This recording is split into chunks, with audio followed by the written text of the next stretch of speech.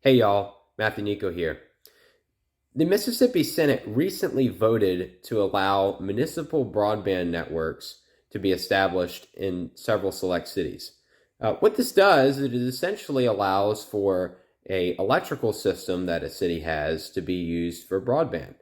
At face value, this may not seem like a bad idea, but the reality is that municipal broadband networks across the country have a long pattern of failure and ultimately leaving taxpayer dollars on the hook.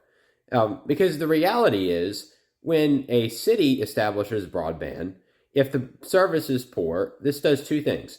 Number one, it ultimately will cause it cause an investment and require more taxpayer dollars if the budgets were not properly put together.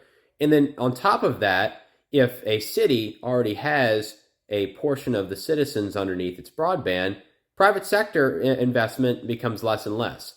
And as private sector investment continues to become cheaper for broadband expansion, there may be many cities that are just around the corner from very large broadband investments that will see that those investments withheld because, after all, if private sector sees a incumbent market per individual, and that happens to be a government individual, there's a lot more competition because, after all, the reality is if government opens up a broadband network, it can just bankroll taxpayer dollars into that network, regardless of how well it actually does.